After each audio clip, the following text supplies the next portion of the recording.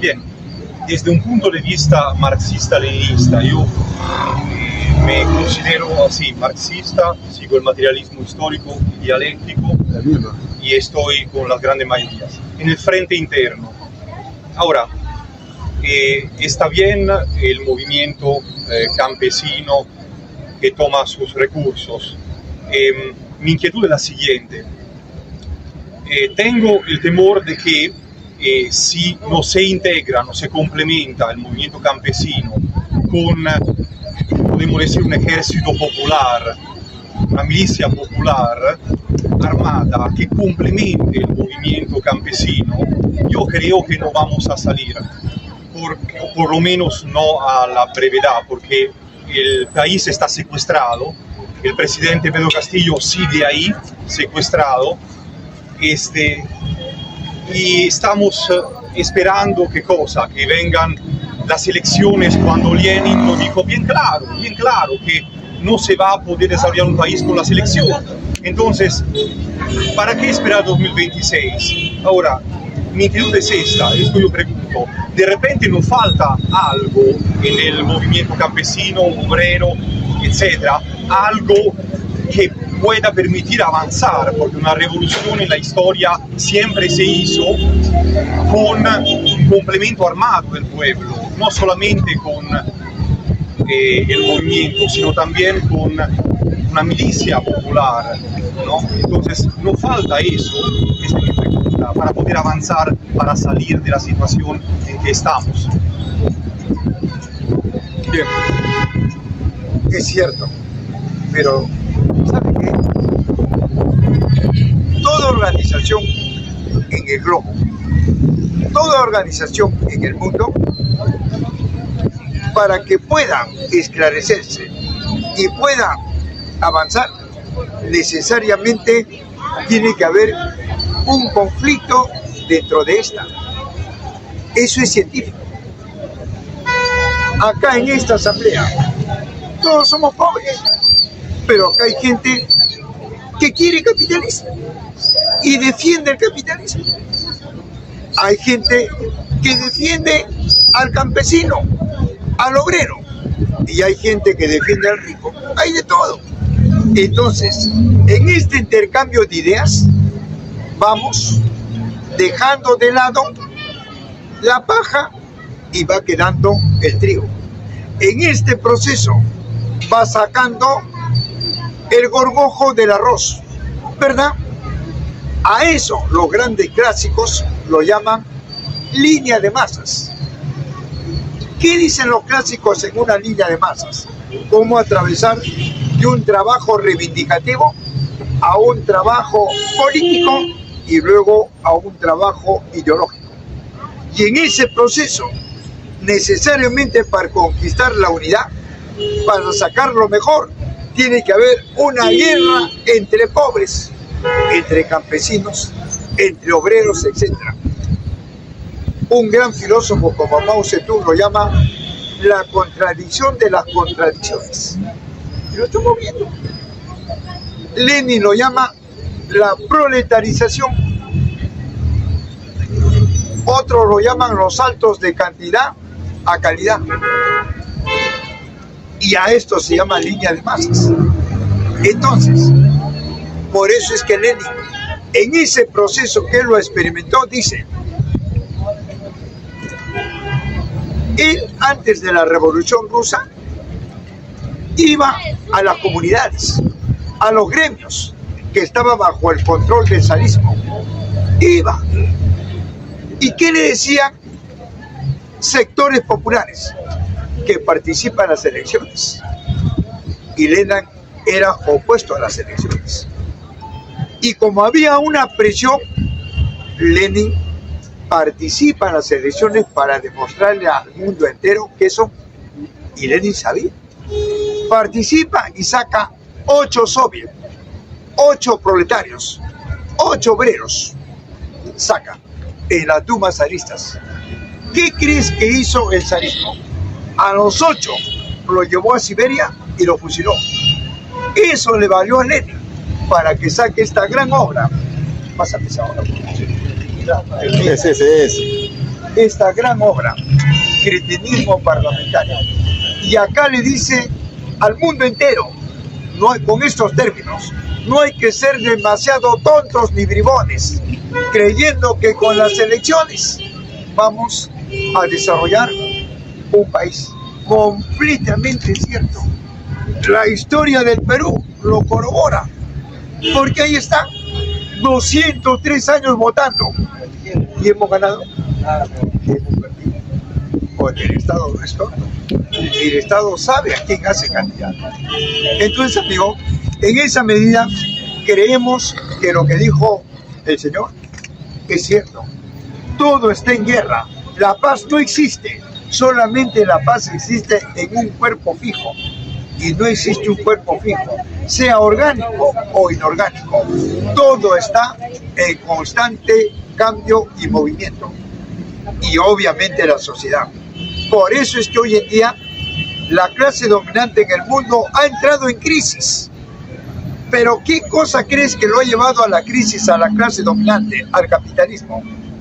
El desarrollo del conocimiento del hombre. Caramba, el sistema dice, yo capturo el conocimiento del hombre en el mundo, yo lo capturo para mis intereses. Y oiga, ¿qué tienen ellos?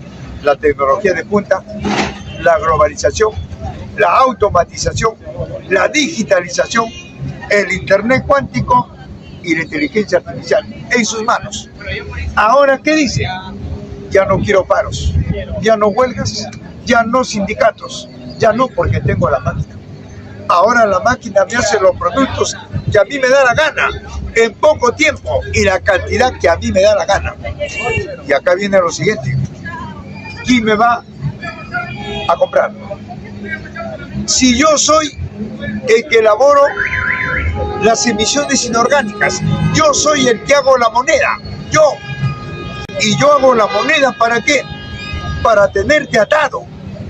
Y yo soy el que le pongo el valor a la vida, al cuerpo, a la salud, al sueldo, al salario, al jornal, para que el pobre en el camino se tuberculice o se prostituya, yo.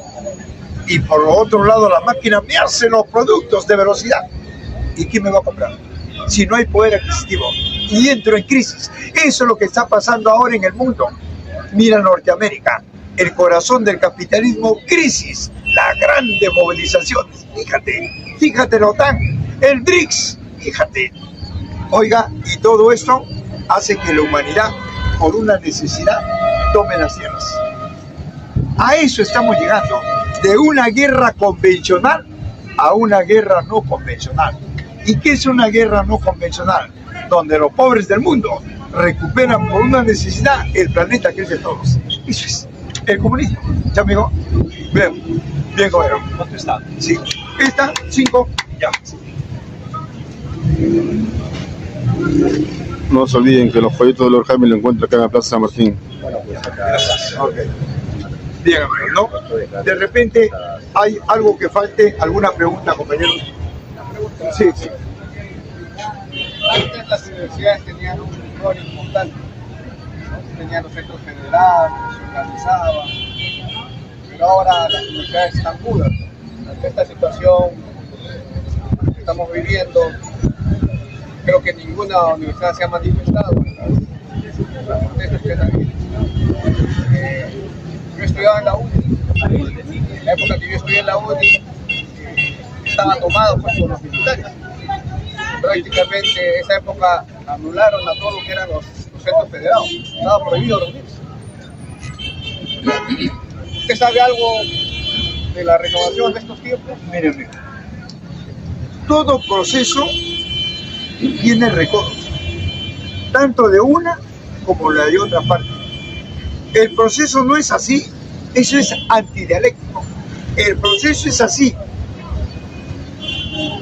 Cuando este avanza, el otro retrocede. Y cuando este avanza, el otro de igual modo. Eso es lo que ha pasado en el mundo. Con la muerte de Stalin vino la gran traición del revisionismo y se restauró el capitalismo. Pero eso no quiere decir que el comunismo colapsó. No, ha sufrido un recoro.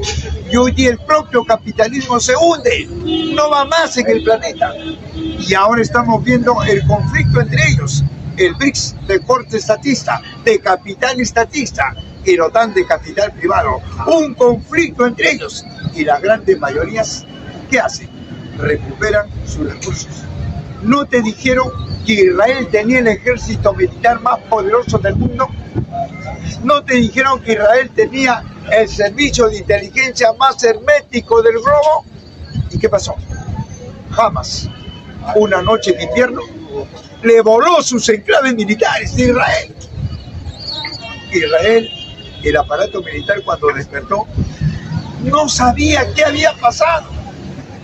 Norteamérica se pronunció, y la desesperación, que ellos no entienden que es una guerra no convencional, están preparados para guerras convencionales.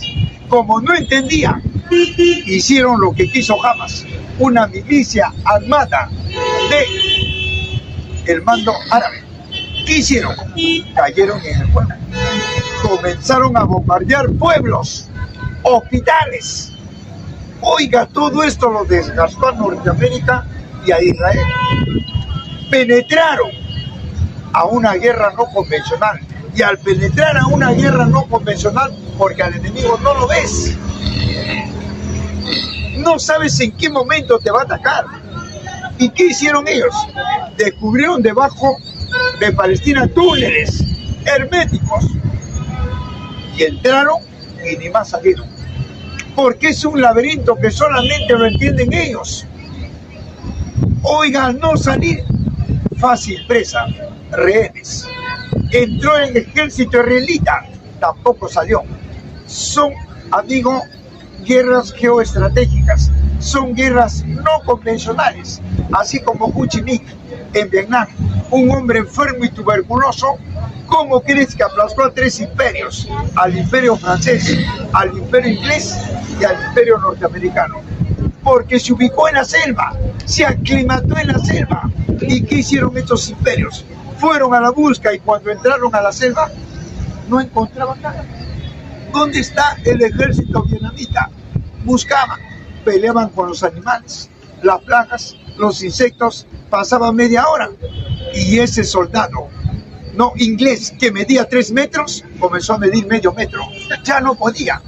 Bajaba el vietnamita, le daba el tiro de gracia y se llevaba el armamento. Guerras no convencionales. Fíjate, ahora Vietnam, ¿qué es? Mucho más, pues, amigo, ¿no? De que ellos, que acá estamos nosotros, mucho más. Entonces, compañero, creemos que todo país que ha hecho su revolución está mejor que el que no lo ha hecho. Y hoy día la crisis se incrementa, pero arriba. Y arriba, para salvar su crisis, ¿qué le queda? Golpear a los de abajo. Y al golpear a los de abajo, por una necesidad, están tomando las tierras, el valor real. Ellos tienen el dinero. El dinero es un valor nominal. Va a llegar un momento, ya han dicho los grandes expertos, que de acá a 40 años, 50 años, el dólar, el yen, el yuan, la libra esterlina, el rublo, el euro, van a volar por los aires y la gente no le va a tomar importancia. Porque para esa época ya la humanidad ha recuperado el planeta bien de todos. ¿Qué te parece, amigo? El valor real. ¿Cuál es el valor real del socialismo? La naturaleza. ¿Cuál es el capital del capitalismo? El valor nominal. ¿Cuál? El papel. ¿Quién se muere primero? ¿El que come dólares o el que tiene la tierra? El que come dólares.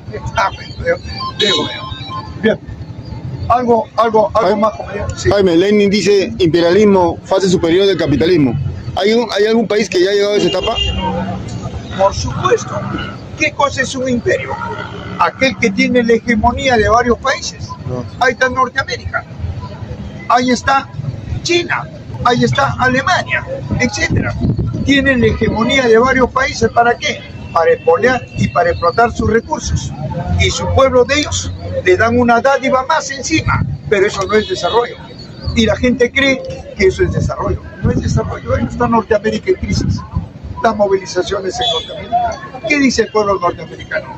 Yo no voy a pagar la deuda externa. Son 36 billones de dólares. La vas a pagar tú, los grandes archimillonarios porque ustedes han empleado ese dinero para la carrera armamentista, lo han empleado para ocupaciones militares, para ensayos nucleares, termonucleares, que para mí no me ha servido, por lo tanto yo no lo pago, y en Norteamérica ni una vez. Por eso hace poco dije, por eso el actual mandatario Trump, que ha dicho, Groenlandia para mí, algo más, el Golfo de México para mí, el Canal de Panamá para mí, y Canadá va a ser un estado más de los Estados Unidos. ¿Qué te parece, amigo?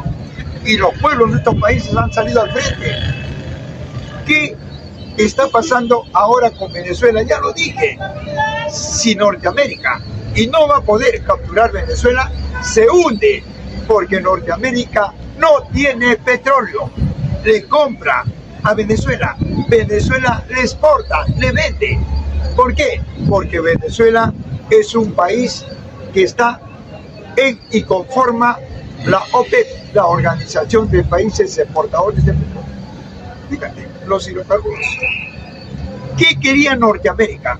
En vez de haber trabajado para desarrollar a su pueblo, ¿qué quiso en el África, en el Congo, en la República? ¿Qué quiere ahí Norteamérica?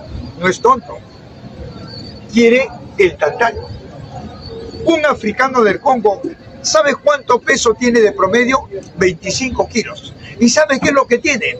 Tiene el tantalio, la materia prima del material quirúrgico de la medicina en el mundo. Eso quiere Norteamérica. ¿Qué quiere Norteamérica en Afganistán? Peleando con los talibanes. ¿Qué quiere? ¿Quiere desarrollar a los talibaneses, a este pueblo árabe? No. Quiere la materia prima del opio y de la heroína. ¿Y eso, la materia prima de qué es? De la anestesia, de la medicina en el mundo. ¿Qué quiere en Venezuela? El petróleo y los hidrocarburos. ¿Qué quiere en Irak? Perdón, ¿qué quiere en Ucrania? ¿Qué? ¿Por qué se puso de acuerdo con Zelensky? ¿Por qué? Porque Ucrania es el país que en el mundo tiene el grano, la papa, el trigo, el maíz en el mundo. 2. Ucrania tiene los hidrocarburos, pero lo más preciado, Ucrania tiene el titanio o el titanio. ¿Y qué es eso? Es la materia prima de las naves espaciales. Eso quiere Norteamérica. No pudo. ¿Qué quiere en Palestina? El gran valle del Jordán en Cisjordania. Quiere la franja de Gaza y algo más. Quiere ingresar para el control de los hidrocarburos en los países árabes. Entonces, compañero, para que veas que ellos no se preocupan por el desarrollo de los países del mundo, se preocupan cómo saquear la materia prima para que ellos puedan enriquecerse. Por eso es que en el mundo hay ricos y pobres. Vivimos en un planeta que el que no trabaja bota la comida y el que trabaja no come. Vivimos en un planeta en donde el que no trabaja tiene residencias y el que trabaja no puede tener un pedazo de tierra. El que no trabaja tiene salud y el que trabaja te mueres en la calle tirado, ¿eh? Fíjate, entonces todo eso es el capitalismo. Mira, la Organización Mundial de la Salud, que es un órgano de las Naciones Unidas, ¿sabe qué dice? Al enfermo no lo cures ni lo mates, manténlo enfermo. ¿Y por qué dicen eso?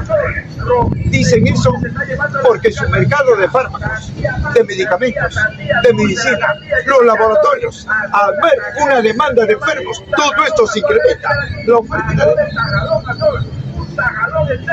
Mira lo que está pasando hoy en día. Otro órgano de las Naciones Unidas es la FAO. ¿Y qué es la FAO? Es un órgano que en el mundo controla la alimentación y la agricultura. Y la FAO tiene 200 secretarios. Cada organización tiene 200 secretarios. 200 delincuentes de cada país. ¿Qué te parece, amigo? 200 países, 200 secretarios. ¿Y qué dice la FAO? Que el 95% de alimentos y el agro son productos procesados, químicos y transgénicos. Somos artificiales, somos muertos no vivientes. Y hay gente que no se da cuenta, viven por vivir como parásitos, tragan, trabajan, duermen, chupan, fuman. ¿Qué te parece? No les interesa qué está pasando en el mundo. Fuerte palabra de Lord Jaime. Esclareciendo acá en la Plaza San Martín. Jaime, usted hablaba del fase superior del capitalismo y como ejemplo puso a China y a Rusia. Estados Unidos. Y estos dos países va a hacer capitalismo de Estado o también va al socialismo. No. ¿Cómo explica eso? Porque acá hay una pregunta en las redes. Sí, el capitalismo tiene dos brazos, el brazo izquierdo y el brazo derecho. El brazo derecho plantea el capital privado y el brazo izquierdo plantea el capital estatal, pero ambos defienden este orden social y entre ellos se turnan para impedir al comunismo. Por ejemplo, en Norteamérica, los republicanos y los demócratas se turnan entre ellos para impedir que el pueblo tome el control de los medios de producción. En otras palabras, el socialismo. Bien, bueno.